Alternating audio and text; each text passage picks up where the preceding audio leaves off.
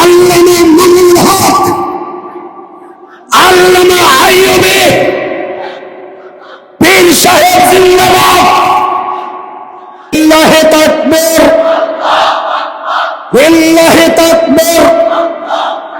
ও দিল্লি না ঢাকা, ভারতীয় দালালেরা সাবিলুনা সাবিলুনা, তরিকুনা তরিকুনা, দিয়েছে তো রক্ত, রক্তের বন্যায়। লিল্লাহি তাকবীর।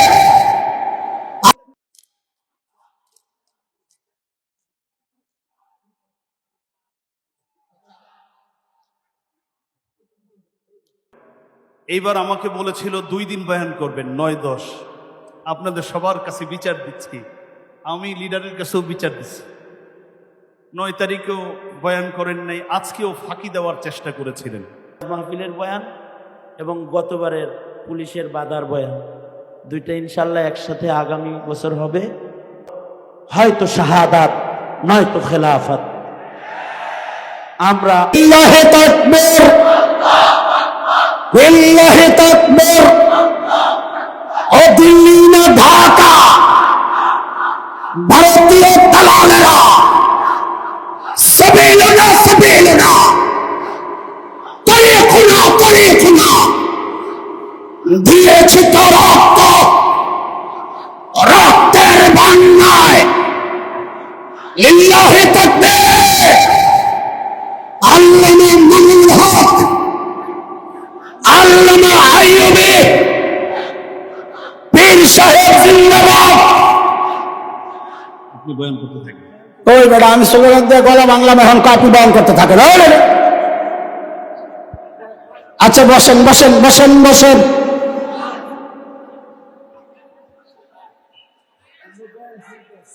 হ্যাঁ, মাশাআল্লাহ মাশাআল্লাহ। আল্লাহ বয়ান শোনার জন্য আল্লাহ কবুল করে। আমার যার বন্ধু হয় তারও আর শত্রু লাগে না। আমাদের অনেক বড় হিতাকাঙ্ক্ষী, এতদিন বুঝছি আমরা। হয় কত মায়া আমাদের জন্য, আমাদেরকে পেঁয়াজ দেয়, আমাদেরকে চিনি দেয়, আমাদেরকে আলু দেয়, গরু দেয়।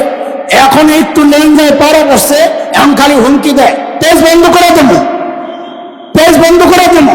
আমরা কই দে, পেজ বন্ধ করে দে।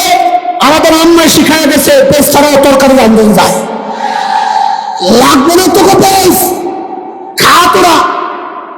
কয়েকদিন পেজ আনা বন্ধ করে দিছি, এখন বস্তা সামনে নিয়ে বসে বসে কান্দে। দাদা কি খবর? দাদা ভালো যাচ্ছে না দিনকাল, বাংলাদেশিরা তো পেজ দিচ্ছে না দাদা। খাওয়া করে খাওয়ার সেই মুরুদ নাই, কলিজা ছোড়ো ছোড়ো, আত্মা একেবারে এইরকম। এই জন্যই তো গল্প বানাইছে পোলা পায়। দুপুর বেলা ভাই গেছে বোনের বাড়িতে বেড়াইতে, কলিং বেল টিপে টিপে টিপে বোন তো দরজা খোলে না। ভাই বুঝছে কাহিনী কি, বাহির থেকে আস্তে করে বলতেছে, দিদি আমি কিন্তু খেয়ে আসছি। তো দিদি এখন ভিতর থেকে কয়, আগে বলবি না? ওর আর পেস কি খাইব? ওদের মানসিকতা এতটা নোংরা। এই জন্য আমি মাঝে মধ্যে জিদ্দে বলি, আমার দেশ দখল করবি, আমার দেশ দখল করার আগে আগে নিজেকে হাঁকার জায়গা ঠিক কর। এখনো যারা রাস্তাঘাটে ন্যায় ত্যাগ করে, আমরা যখন দেওবন্দে গেছি, হারে আজিব তামাশা। রেলগাড়িতে উঠছি, লম্বা সফর, তো সকাল হইলে একটা কৌতূহল, নতুন এলাকা কেমন দেখা যায় দেখার জন্য।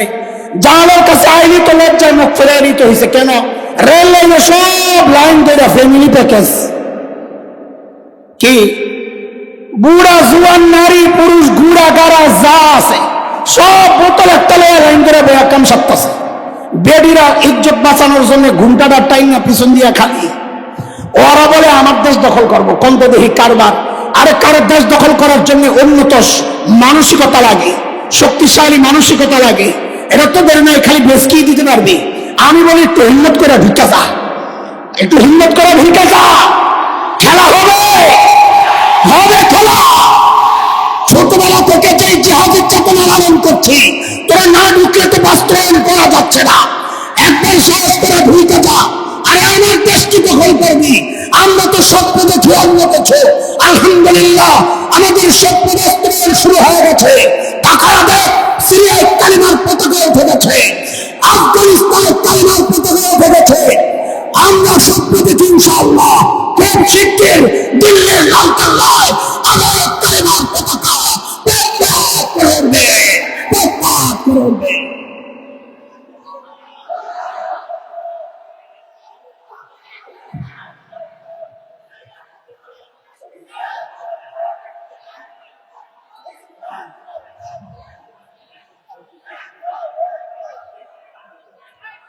মুহতারাম হাজরিন,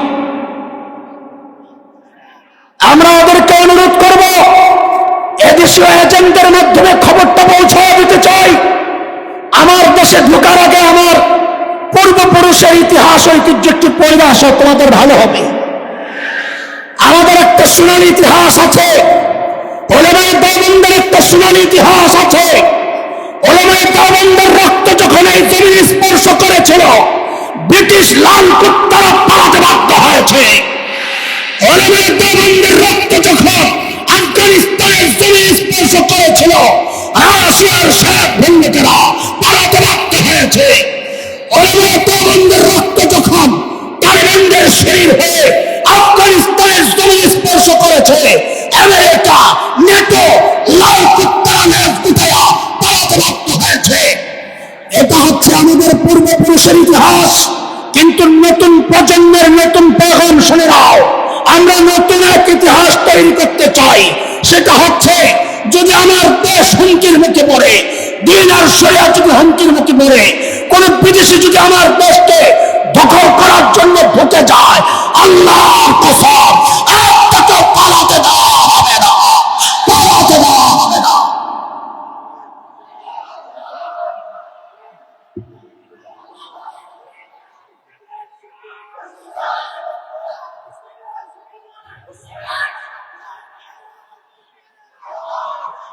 মুহতারাম হাজরিন, বলেন আমাকে কয়টা পদ্ধতি, কয়টা?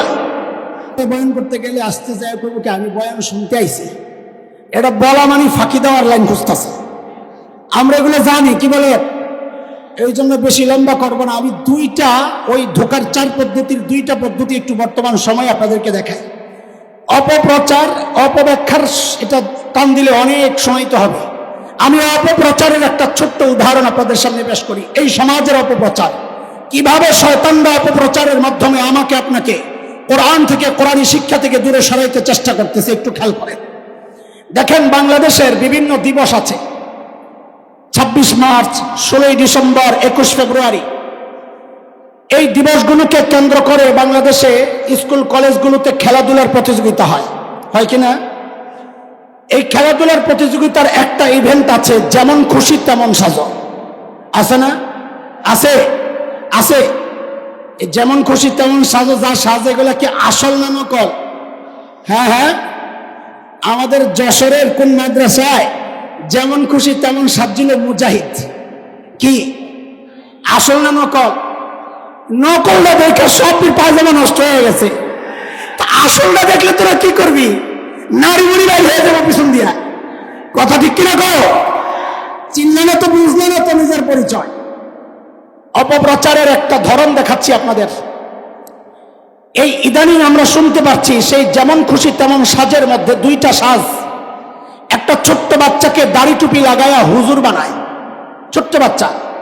একটা ছোট্ট মেয়েকে শাড়ি পরায়া যুবতী মেয়ে সাজায়। ওরা বিচারক আর অডিয়েন্সের সামনে যায় অভিনয় করে দেখায় কি, ওই ছোট্ট বাচ্চাটা ওই যুবতী মেয়ের শাড়ি ধরে টানাটানি করে। কি বুঝায়? এটা হচ্ছে 71-এর চিত্র। 71-এ এইভাবে দাড়িওয়ালা টুপিওয়ালারা আমাদের মা বোনদের ইজ্জত হরণ করেছে। উদাহরণ নাম্বার 2, বাংলাদেশের টেলিভিশন সিনেমায় যে নাটক সিনেমা হয়, জানা থাকার কথা আপনাদের 2টা চরিত্র থাকে, একটা ভিলেন আর একটা নায়ক। সমাজের সব ভালো কাজগুলো দিয়ে নায়ককে সাজায়, সমাজের সব খারাপ কাজগুলো দিয়ে ভিলেন সাজায়। ইদানিং আমরা শুনতে পাচ্ছি, ওই ভিলেন সাজানোর ক্ষেত্রে ভিলেনের মাথায় একটা টুপি দিয়ে দেয়, মুখে একটু দাড়ি লাগায়, অকি দিয়ে সমাজের সব উৎকৃষ্ট কাজগুলো করানো হয়। 2013 3 নম্বর উদাহরণ। 2013-এর কথা আপনাদের মনে থাকার কথা, ঢাকার শাহবাগে গণজাগরণ মঞ্চ বসেছিল, মনে আছে? যুদ্ধাপরাধীদের বিচার ত্বরান্বিত করার দাবিতে। এই দাবির সাথে আমাদের কোনো শত্রুতা মিত্রতা কোনোটাই ছিল না, বরং আমরা সবসময় বলেছি সমস্ত জালিমের বিচার চাই। আমাদের আপত্তি ছিল কোনো মজলুম যেন জালিমের কাতারে উঠা তাদের অবিচারের মুখোমুখি না হয়, এবং তাই হয়েছে অধিকাংশ ক্ষেত্রে। আল্লামা দিলওয়ার হোসেন সাঈদ রহিমাহুল্লাহ আমাদের সাথে কিছু বিষয়ে মতপার্থক্য থাকতে পারে, কিন্তু কোরআনের এই পাখিটা আজীবন যিনি কোরআনের তাফসীর করে করে মানুষের হৃদয় জয় করেছেন, মানুষকে আল্লাহমুখী করেছেন, এই শয়তানগুলো এই মানুষটার একটাই অপরাধ, তিনি আধিপত্যবাদী ভারতীয়দের বিরুদ্ধে তিনি উচ্চারণ করেছিলেন কঠিন উচ্চারণ, এটাই ছিল তার অপরাধ। এই অপরাধের কারণে তাকে ধর্ষক বানায়া তারা শাস্তির মুখোমুখি করেছে। এই জন্যে যেই শয়তান কালামানিকা এই কাজটার মধ্যে বেশি অগ্রণী ভূমিকা রেখেছে, পোলাপাইন পায়া বর্ডারে পিডায়া কুত্তার মতো কলা পাতায় শোয়া রাখছিল। আমি বলি এটা শাস্তি ঠিক হয় নাই, ওরে উল্টা করে ঝুলেয়া টুকরা টুকরা করে পাগলা কুত্তা দিয়া খাওয়া দরকার ছিল। কথা বলেন ঠিক কিনা?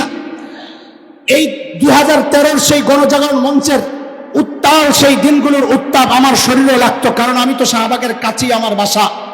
একদিনের গল্প শোনাচ্ছি আপনাদের, এটা কারো শোনা গল্প নয়, আমার সাথে হওয়া বিষয়। আমাদের সায়েন্স ল্যাব মোড়ে একটা বড় লম্বা ফুট ওভার ব্রিজ আছে। একদিন আমি উত্তর দিক থেকে দক্ষিণ দিকে আমার গন্তব্য, দক্ষিণ দিক থেকে এক মা তার সন্তানকে নিয়ে উত্তর দিকে যাচ্ছে, আমাকে ক্রস করবে। মা এবং সন্তানের বেশভূষা, গেট আপ সেট আপ, তাদের পোশাক আশাক দেখে আমার বুঝতে কষ্ট হয় নাই এরা গণজাগরণ মঞ্চ থেকে এসছে। এটার জন্য আমার কোনো আপত্তি নাই, কেন এটা মায়েরই কাজ, সন্তানের হৃদয়ে দেশপ্রেম জাগ্রত করা, ঈমানি চেতনা জাগ্রত করা, এটা তো মায়েরই কাজ। কিন্তু বিপত্তি বাঁধলো কোথায়? যখন ওই মা আমাকে ক্রস করার সময় তার সন্তানকে শিখায়া দিচ্ছে, আমাকে দেখায়া বলার জন্য, বলো বলো তুই রাজাকার, তুই রাজাকার, তুই রাজাকার।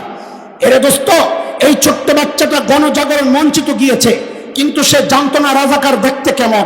সেই অদ্ভুত প্রাণী যা শুধু বাংলাদেশের বইয়ে পাওয়া যায়, হাট্টিমাটিম টিম, ওরা মাঠে বাড়ে ডিম, ওদের খাড়া দুটো শিং, ওরা হাট্টিমাটিম টিম, ওদের বলে ডিমও বাড়ে আবার শিংও ফোটা, শিংও আছে। এমন অদ্ভুত প্রাণী শুধু বাংলাদেশের বইয়ে। ওই বাচ্চা জানতো না রাজাকার এমন কোন অদ্ভুত প্রাণীর নাম কিনা। সে শুধু এতটুকু জানে রাজাকার এক দুষ্ট চরিত্রের নাম, রাজাকার সন্ত্রাসী লুটেরাদের নাম, রাজাকার ধর্ষকের নাম, কিন্তু রাজাকার দেখতে কেমন সেটা জানতো না। মা তার সন্তানকে দেখায়া শিখায়া দিচ্ছে বলার জন্য, বলো বলো তুই রাজাকার, তুই রাজাকার। রাজাকার মানে বুঝাইয়া দিচ্ছে যে রাজাকার মানে হচ্ছে এই দাড়িওয়ালা, রাজাকার মানে হচ্ছে এই টুপিওয়ালা। এর দোস্ত, 1971-এর মুক্তিযুদ্ধ তো দাড়ি আর টুপির বিরুদ্ধে হয় নাই, 71-এর মুক্তিযুদ্ধ তো ইসলামের বিরুদ্ধে হয় নাই, 71-এর মুক্তিযুদ্ধ ছিল মজলুমের প্রতিরোধ, জালেমের বিরুদ্ধে। 1971-এর মুক্তিযুদ্ধের ইতিহাস আমরা পড়েছি, তোমরা আরেকবার পাঠ করো। আমরা শুনেছি, ইতিহাস থেকে পড়েছি, বহু মুক্তিযোদ্ধা অভিযানে বের হওয়ার আগে 2 রাকাত সালাতুল হাজত পড়ে বের হতেন। এই যে আমাদের কাছে আগের গায়ে যান, আপনারা মুক্তিযুদ্ধ জাদুঘরে গিয়ে দেখেন, সেখানে ইতিহাসের সাক্ষী হয়ে বহু রাজাকারের ছবি সাঁটানো আছে। আমরা দেখেছি অধিকাংশ রাজাকারের মুখে দাড়ি নাই, মাথায় টুপি নাই, বরং উল্টা দেখেছি কি, কয়েক বছর আগে এক সংগঠন মুক্তিযোদ্ধাদেরকে সম্মাননা ক্রেস্ট দিয়েছিল। আমরা গর্বের সাথে লক্ষ্য করেছিলাম অধিকাংশ মুক্তিযুদ্ধের মুখে দাড়ি, মাথায় টুপি। আরে 7ই মার্চের যে ভাষণ নিয়ে তোমরা গর্ব করো, সেদিন তিনি সেই ভাষণে বলেছিলেন এবারের সংগ্রাম মুক্তির সংগ্রাম, রক্ত যখন দিয়েছি আরো দেব, এদেশকে মুক্ত করে ছাড়বো ইনশাআল্লাহ। ইনশাআল্লাহ বলে স্বাধীনতার জন্য মানুষকে উদ্বুদ্ধ করা সেই ভাষণ কোনদিন ইসলামের বিরুদ্ধে মুক্তিযুদ্ধ হতে পারে না। তাই আমাদের জিজ্ঞাসা এরা কারা যারা মুক্তিযুদ্ধকে দাড়ির বিরুদ্ধে দাঁড় করাতে চায়, যারা মুক্তিযুদ্ধকে টুপির বিরুদ্ধে দাঁড় করাতে চায়? আমাদের স্পষ্ট কথা, এটা হচ্ছে যুগের আবু জাহেল। এই যুগের আবু জাহেলরা ডাইরেক্ট বলতো লা তাসমাউ লিহাযাল কুরআন ওয়ালগাউ ফি, কোরআন শুনবে না, কাউকে শুনতে দিবে না। শয়তান বড় ভয়ঙ্কর ব্যাপার। সেই যুগের আবু জাহেলদেরকে দিয়া কোরআন থেকে দূরে সরানোর জন্য আগের সেই পদ্ধতি গ্রহণ করে নেয়, অপপ্রচারের মাধ্যমে, অপব্যাখ্যার মাধ্যমে এমন একটা নষ্ট প্রজন্ম তৈরি করছে, যেই প্রজন্ম দিনের মধ্যে দাড়ির প্রতি ঘৃণা তৈরি হবে, টুপির প্রতি অশ্রদ্ধা তৈরি হবে। একজন আলেম তার স্ত্রীকে নিয়ে গেল কিছু সময় নিবিড়ে কাটানোর জন্য ভারতীয় মিডিয়া এবং তাদের এদেশীয় পাচাটা গোলামরা এটাকে জাতির সঙ্গে কত নিকৃষ্ট ভাবে উপস্থাপন করলো। অপপ্রচারের মাত্রা সর্বোচ্চ পর্যায়ে তারা নিয়ে ঠেকালো।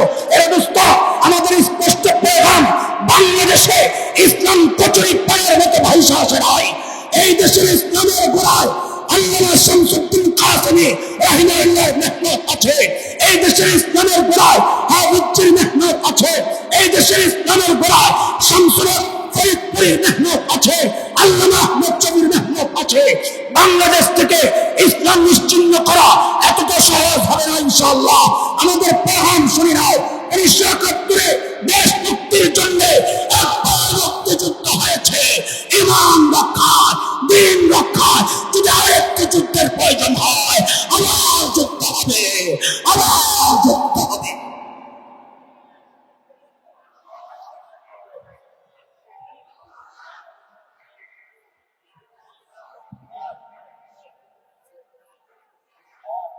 মুহতারাম হাজরিন, আমাদের পদ্ধতি কয়টা? তাড়াতাড়ি তাড়াতাড়ি 2-4 মিনিটের মধ্যে শেষ করবো। বলেন কয়টা? ওই যে কাম সারছে, পোলাপান ওদিক দিয়ে স্লোগান দিতেছে, মানি বুঝেন?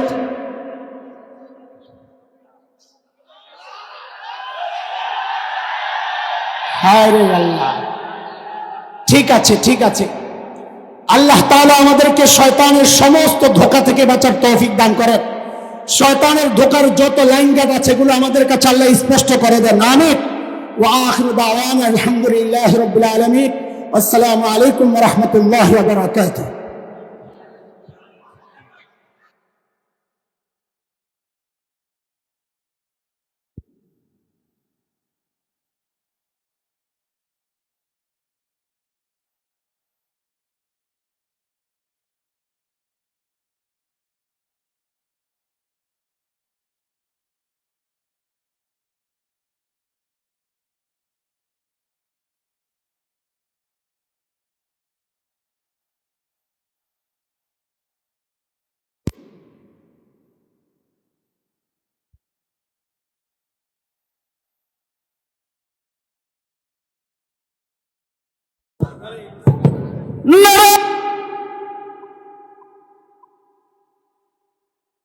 মেহেরবানি করে বসেন। আমার সাথে সকলে কণ্ঠ মিলিয়ে পড়ুন আলহামদুলিল্লাহ। গত বছর মারকাজু ফাইজিল কুরআন আল ইসলামের উদ্যোগে আয়োজিত 2 দিন ব্যাপী আন্তর্জাতিক সম্মেলনের কালক্ষেপণ করছিলাম, অপেক্ষার প্রহর গুনছিলাম।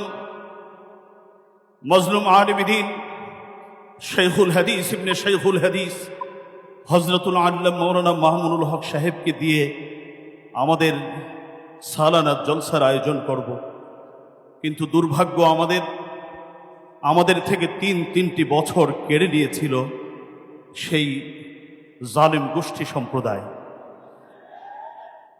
আমি হযরত বসা আছেন, কথা লম্বা করব না, কাজ অনেক বেশি, আর আপনাদেরও কোথায় বসবে ভাই, একটু মেহেরবানি করে একটু কষ্ট করেন। 3 বছর দিনের জন্য, ইসলামের জন্য যদি ওনারা নির্যাতন সহ্য করতে পারেন, জেল জুলুম সহ্য করতে পারেন, আপনারা 2-1 ঘন্টা সময় একটু দাঁড়িয়ে কষ্ট করতে পারবেন না? তাহলে একটু সাইলেন্ট মোডে থাকতে হবে, আওয়াজ করবেন না। এখানেই মারকাজু ফাইজিল কোরআনের সাথে গভীরভাবে ওতপ্রোতভাবে জড়িত যে কয়েকজন বিশিষ্ট উলামায়ে কেরাম, তাদের অন্যতম, যাদের পরামর্শে মারকাজু ফাইজিল কোরআন আল ইসলামী পরিচালিত হয়, তাদের অন্যতম বাংলাদেশের যাকে মাহবুবুল উলামা বলে মানুষ চিনে থাকে, যার আলোচনা আমি একসময় ছাত্র অবস্থায় শুনতাম। অনেক উলামায়ে কেরাম যার আলোচনা গভীর মনোযোগ সহকারে শোনেন, হযরতুল আল্লাহ মাওলানা খালেদ সাইফুল্লাহ ইউবি সাহেব ইতিমধ্যেই চেয়ারে বসে গেছেন। তিনি বয়ান করতে চাননি, গত বছরও বয়ান করেননি। এইবার আমাকে বলেছিল 2 দিন বয়ান করবেন, 9-10। আপনাদের সবার কাছে বিচার দিচ্ছি, আমি লিডারের কাছেও বিচার দিচ্ছি। 9 তারিখেও বয়ান করেন নাই, আজকেও ফাঁকি দেওয়ার চেষ্টা করেছিলেন, কিন্তু ইবনে শেখুল হাদিস বলেছেন আইয়ুবী সাহেবকে আসতে দেন, একে দিয়ে বয়ান করান। হয়তো হযরত অনেক লম্বা বয়ান করবেন না, যতটুকু তার মানুষের কথা বলবেন। এরপরেই 2 দিন ব্যাপী আন্তর্জাতিক ইসলামী মহাসম্মেলনের প্রধান অতিথি, বাংলাদেশের কোটি কোটি তৌহিদি জনতার সংগ্রামী সিপাহ সালার, যাকে নিয়ে মুসলিম মিল্লাত স্বপ্ন দেখে, ইসলামী খেলাফতের স্বপ্ন দেখে, সেই মহান অতিথি শেখুল হাদিস ইবনে শেখুল হাদিস হজরতুল্লাহ আল্লাহ মৌলানা মামুনুল হক সাহেব বয়ান করবেন। এর আগে অত্যন্ত গুরুত্বপূর্ণ নাসিহা প্রদান করবেন মারকাজু ফাইজুল কোরআনের কমিটির সিনিয়র সহসভাপতি হজরতুল্লাহ আল্লাহ মৌলানা খালেদ সৈফুল্লাহ ইউবি সাহেব। হজরতকে তার মূল্যবান নাসিহা পেশ করার জন্য অনুরোধ জানাচ্ছি। আসসালামু আলাইকুম ওয়া রাহমাতুল্লাহি ওয়া বারাকাতুহু। আলহামদুলিল্লাহ আলহামদুলিল্লাহি ওয়া কাফা ওয়া সালামুন আলা ইবাদিহিল্লাযীনা ইসতাফা, আম্মা বা'দ। فأعوذ بالله من الشيطان الرجيم. بسم الله الرحمن الرحيم.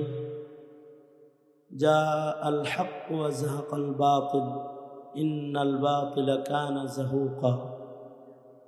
صدق الله العظيم. আমি তো সহসভাপতি, সিনিয়র সহসভাপতি, আমি কি সবাই মিলে সাক্ষী দিলে খুশি হই? আমি কি মেহমান না মেজবান? হ্যাঁ, আমি আসলে মেজবান। মাদ্রাসার প্রতিষ্ঠাতা প্রিন্সিপাল হযরতুল আল্লামা মুর্তজা হাসান ফাইজি দামাত বরকাতুহু বন্ধুবর এবং হাফিজ মাওলানা মামুন সহকারে যখন এই প্রতিষ্ঠানের মূল পরামর্শ হয় যে এই প্রতিষ্ঠান কি নামে হবে, কিভাবে চলবে, সেই থেকে এই প্রতিষ্ঠানের সাথে আমি জড়িত। সুতরাং আমি তো মোহতামিম সাহেবের কাছেও স্প্রেয়ার চাকার মতো, আমি হলো স্প্রেয়ার চাকা। গতকালকেও সবসময় খবর রেখেছি, যদি কেউ না আসে তখন কেউ না থাকলে আমার বয়ান করতে হবে।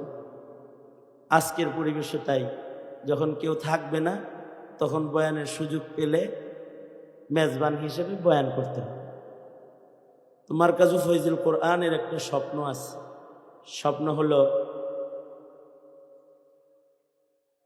যে এই ডিজিটাল সময়ে যখন কোরআনে কারীমের আন্তর্জাতিক খেদমতের নামে কোরআনে কারীমের খেদমত করতে গিয়ে আমাদের আকাবির ও আসলাফের নমুনাকে দাফন করার পরিবেশ কায়েম হয়েছে যত্রতত্র, ঠিক ওই সময় মারকাজু ফাইজুল কোরআন দেখায় দিতে জানে যে তারা আন্তর্জাতিক মানদণ্ড ঠিক রেখে এবং সত্যিকারের দেওবন্দিয়াত হিফাজত করেও তাকরিম পয়দা করতে পারে, মুআজ পয়দা করতে পারে এবং পিতৃপুরুষদের ঐতিহ্যকে রক্ষার শপথ গ্রহণ করে তারা চলতে পারে।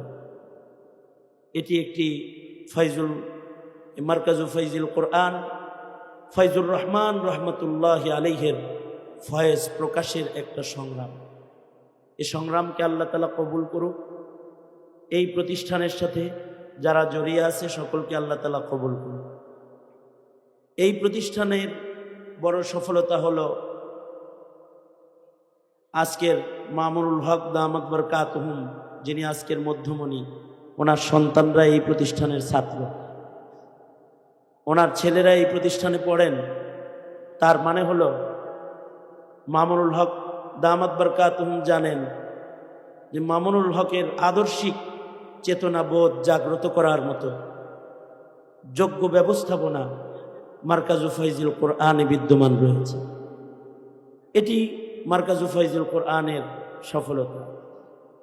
মারকাজু ফাইজুল কোরআনের এই সফলতা শুধু দেশ নয়, বিদেশ সহ সর্বত্র ছড়িয়ে পড়েছে।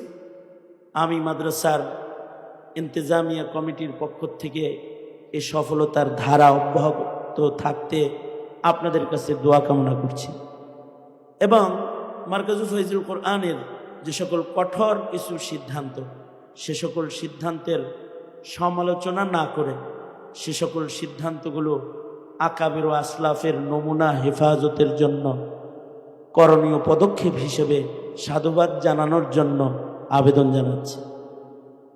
এবারের ওয়াজ মাহফিলের বয়ান এবং গতবারের পুলিশের বাধার বয়ান দুইটা ইনশাল্লাহ একসাথে আগামী বছর হবে। আমি আমার সময় আজকের মধ্যমণি যার খেয়াদাত আমরা মেনে নিয়েছি, বাংলাদেশ যার নেতৃত্বে নতুন কিছু দেখতে চায়,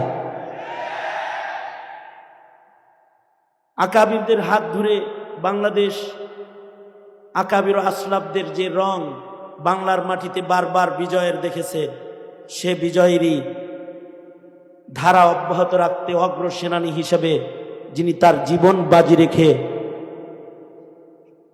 সবচেয়ে শক্তিধর শক্তির সাথেও একাই লড়ে গেছেন, লড়ে যাচ্ছেন, লড়ে যাবেন, যার শপথ হলো হয়তো শাহাদাত নয়তো খেলাফত।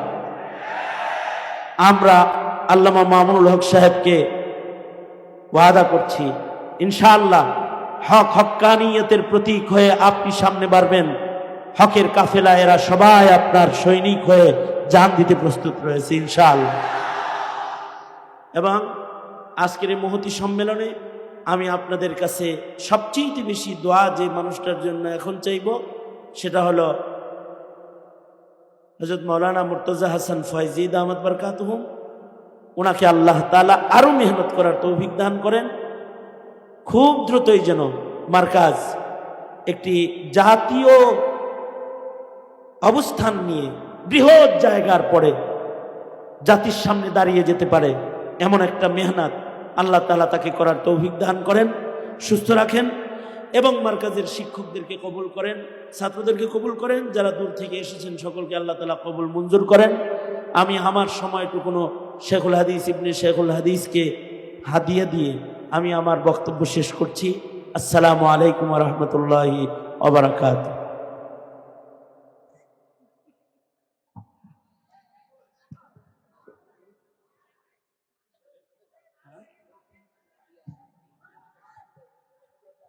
আচ্ছা, অনেকের একটা অনুরোধ, আমরা স্টেজে কেউ আমরা এদিক এদিক থেকে বসেন ভাই, ভাই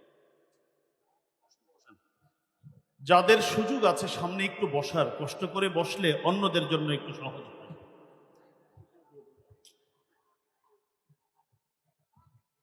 আমাদের আজকের মহতী সম্মেলনের বিশেষ দুটি পর্ব রয়েছে, যে দুটি পর্ব আমরা খুব সংক্ষেপে এই মুহূর্তে সেরে নিতে চাই। সেটা হলো, একটা পর্ব হলো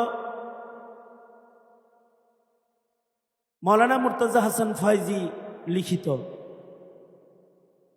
তার খুতুবাতে ফয়জী, যেটা ইতিমধ্যে বাংলাদেশের খতিবদের হাতে পৌঁছে গেছে বিষয়ভিত্তিক আলোচনার জন্য দালিলি এবং গঠনমূলক আলোচনার এক অমূল্য ভাণ্ডার। সেটার যে দ্বিতীয় খণ্ডনের চতুর্থ খণ্ড, এই খুতুবাতে ফয়জীর চতুর্থ খণ্ডের মোড়ক উন্মোচন হবে। এখন মোড়ক উন্মোচন করার জন্য আমি অনুরোধ জানাবো, মোড়ক উন্মোচনের কাজটি সম্পন্ন করবেন আজকের মাহফিলের মধ্যমণি শেখুল হাদিস ইবনে শেখুল হাদিস আল্লামা মামুনুল হক দামাত বরকাতুহুম। এবং আমি মাওলানা মুর্তজা হাসান ফয়জীকে সামনে যাওয়ার জন্য বলবো। আর প্রতি বছরই ছাত্ররা যারা এই জামিয়ার এই মার্কাজু ফাইজুল কোরআনের যে কৃতি ছাত্র যাদেরকে সেই প্রথম জামাত থেকে তিল তিল করে গড়ে গড়ে দাওরায়ে হাদিস পর্যন্ত তিনি নিয়ে আসেন সফলতার সাথে, যারা হিফজে প্রধান হয়ে হারিয়ে যায় না জাতির আবহাওয়ায় অথবা কালের পরিবর্তনে, আকাবির ও আসলাফদের নমুনা যারা ধরে রাখে, এ ছাত্রদের কিছু অভিব্যক্তি রয়েছে, ছাত্রদের একটা ভালোবাসা প্রকাশ রয়েছে।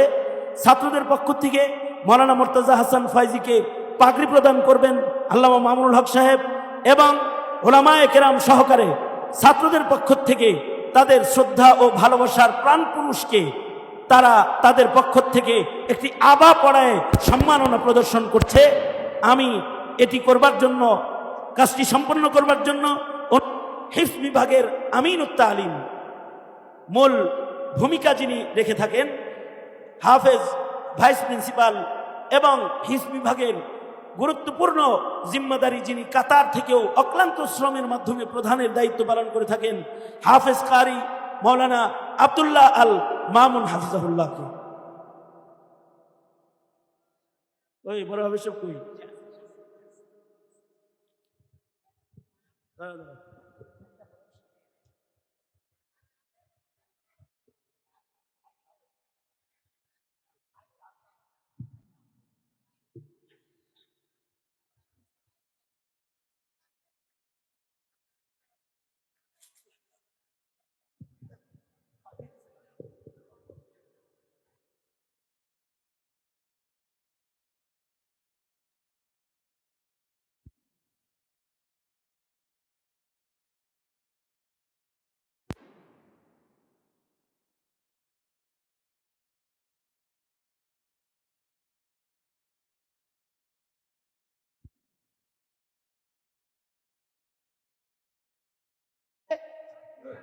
মাইক দাও। ছাত্রদের পক্ষ থেকে আজকের মাহফিলের মধ্যমণি আল্লামা মামুনুল হক সাহেব দামাত বরকাতুহুমকেও আবার পরিধান করায় দেওয়া হচ্ছে স্টেজের সকল উলামায়ে কেরামের নেতৃত্বে।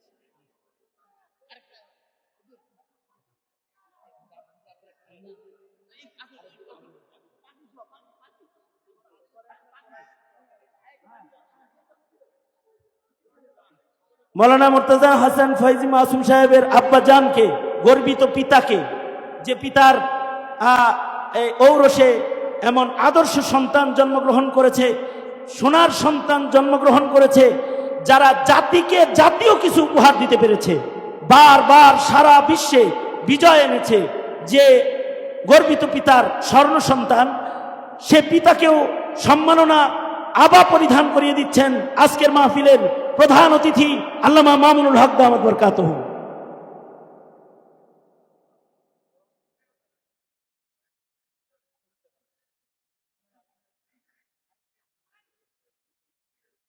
এ পর্যায়ে অত্র মারকাজের নায়েবে মুহতামিম হাফেজ মাওলানা আব্দুল্লাহ আল মামুন সাহেবকে সম্মাননা পাগড়ি ও আবা পরিধান করায় দিচ্ছেন আল্লামা মামুনুল হক সাহেব দামাত বরকাতুহু।